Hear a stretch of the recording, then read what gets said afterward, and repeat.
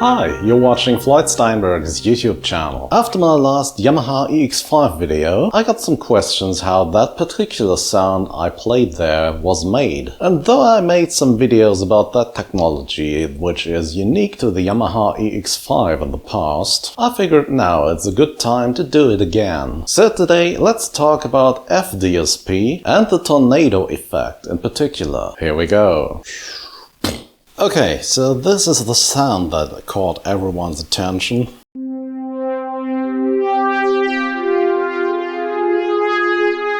It's all wave lead, but there's this subtle and strange distortion on all of this. And it's very reactive.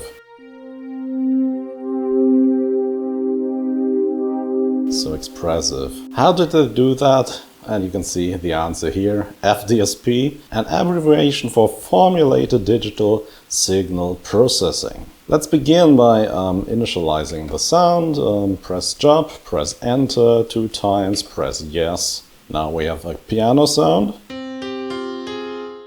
And then press edit. First thing, let's change the engine from AWM to FDSP by pressing the common button and then just use the jog wheel to select FDSP here. Then go to the FDSP tab by pressing F5 and select the tornado algorithm here. So what you must know is this is a digital synthesizer, of course, and it's a rumpler, and this has a lot of internal waveforms, which are played back when you hit a key.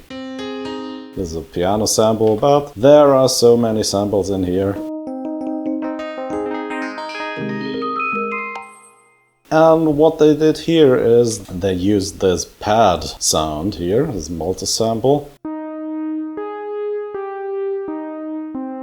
And on top of this sample, there's this FDSP effect. And FDSP is a derivative of the modeling synthesis of VL, which Yamaha developed in the early 90s. And what they did is they chopped it in half, so to speak. So modeling synthesis is a system of complex delay loops, and you put a bit of noise in there, and then it gets endlessly repeated and modified, and they can change the speed of the delay effects, and in the end you get a very realistic sounding instrument patch out of it. But here they removed the part that is actually generating the sound and replaced it with a sample, and then the sample is routed through the other half of the delay loops, which are adding nuance to the sound. Okay, that was a bit short, but take a look at the manual here. You can see this looks complicated enough. We have the delay loop, we have all these effects which we can then use to edit the sound.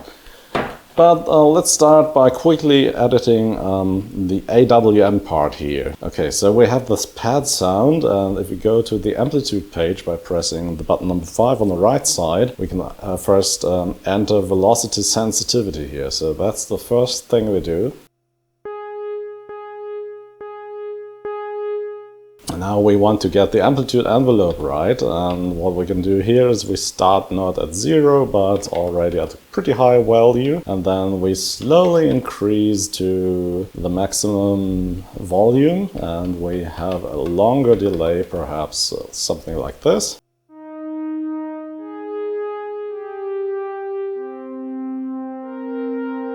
Now let's enter the filter editor, and what they did here is they used this low-high shelf filter, but only to add a little bit of gain there. And then they also used a low-pass filter, but once again only to increase the gain a bit, like this.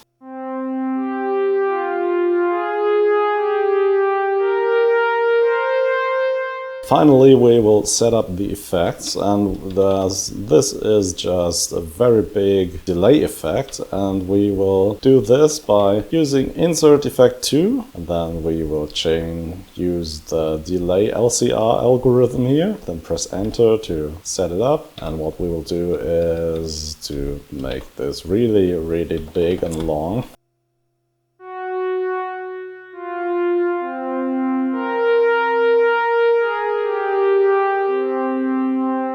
Let's also add a little bit of chorus. We're almost there, but you can see this sound, while sounding good certainly, is missing that sparkle of the original. So now let's take a look at the FDSP stuff. So press the comment button, then go to the FDSP page, and now let's turn this on. And of course, that's not what we want. So let's take a look at these values here and I'm trying to explain them a bit. So what the tornado does is there is a hidden carrier sound here. This is frequency modulation synthesis with two operators. There's a hidden carrier here. A carrier is an oscillator which is creating sound, but it's set to frequency 0. Okay, so it doesn't oscillate, so to speak. But you're using your sample AWM sound here as a modulator. If you know a little bit of frequency modulation synthesizers, you know that carrier, which is at a lower frequency than its modulator, will add a nice distortion, an aggressive bite to your sound. And that's what Tornado does. We have a lot of parameters here. Let's go through them one by one and try to explain what they do. And have to look at the manual and my cheat sheet here. At first we have pre-gain, and of course that's the amplifier for the input signal, and we don't want this to be quite as high as it is here. It's less aggressive now. Let's compare it again. Let's halve this. Okay, the next is a low-pass filter before we're entering the tornado effect. And we don't want that, as our source signal already is pretty mellow, so to speak. Okay, now once again, comparison. Here's the original. And here's how it should be. You can hear that there's a little bit of sizzle there in the high end now. Okay, now next is drive. Drive is the depth of our frequency modulation here. It's very low at the moment, but of course that's not what we want. We want to go a little bit higher here. Now you can hear this is a typical FM sound you can achieve if you're a beginner at FM synthesis. You will end up with such sounds quite frequently. But let's stick with this value. And now we've got drive key following. Key following is the synthesizer adjusting the drive with the notes you're playing. So higher notes, more drive, lower notes, less drive. We want that not to be quite as pronounced as it is here. So now we have a little bit more drive on the low end, a little bit less drive in the high end, which is what we want. Now we have the envelope depth. So there's an envelope for this effect and we can adjust its strength here. So what we want here is to go a little bit lower, so we don't have this typical FM distortion here. Now we have the velocity sensitivity of the effect, and we want this to be a little bit higher. So if I play softly, we don't have as much tornado, and if I hit the keys really hard, a lot of tornado, okay? So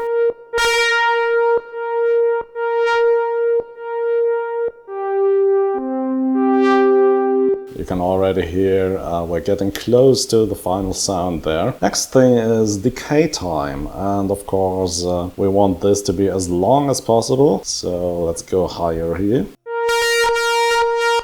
We're still editing the envelope of the tornado effect, so now it's decaying a little bit slower. Okay, next is release time, and this already is the highest possible setting, so let's leave it as it is. Next we have overtone, and overtone is some kind of function which it can reduce the harmonic content of your frequency modulation, and so we can take a little bit of that bite out of here. We want to increase this a bit. Let's go all in. Now we have the ceiling, and this can adjust the frequency of the overtones which are loud. Let's reduce it a tiny little bit. In order to understand what it's doing, let's go all the way down.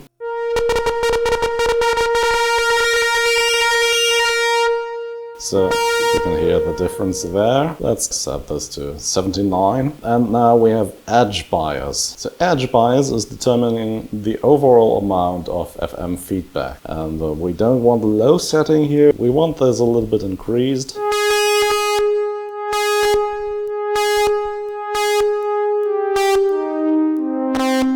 Okay, and finally the envelope depth for the edge bias, and we don't want that to happen at all. And ta-da, now we're quite close to our original sound, or the intended sound. Okay, now we have high-pass filter. We don't want to use that. We also don't want to use the key following. And the low-pass filter should just allow all of our sound to pass through. And we want to move this along 1-to-1 to our key playing. So that's the value of 32 there. And yeah, wet gain is the overall amount of wet signal compared to dry signal. So let's use 77 here, for example. And the wet level overall should be a little bit less. So we're hearing a bit of our original AWM signal too. Okay, now we're done here. One thing left to do, you can hear this is still a bit exaggerated, so let's go back to the amplitude page of our AWM sound, and what we want to do here is to reduce the level from 100 to 70. Now we should be where we want to be.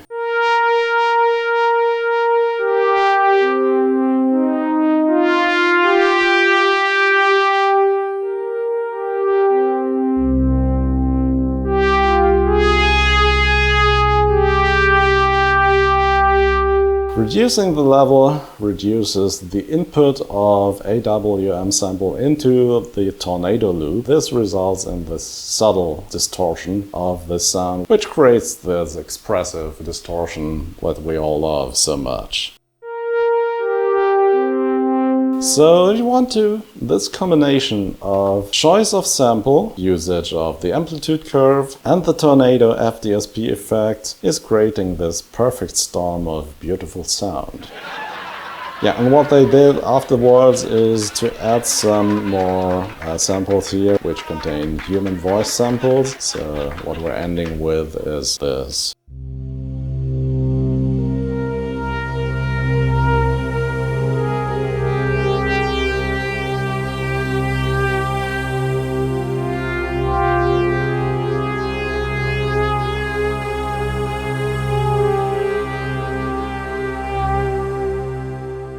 Yeah, that's it, the celebration patch on the Yamaha EX5 and FDSP technology. Hope you found this interesting. And here's some more examples of FDSP in action. As I already told you, FDSP can only be found on the Yamaha EX5 and no other keyboard. So yeah, if you want that, you have to buy one.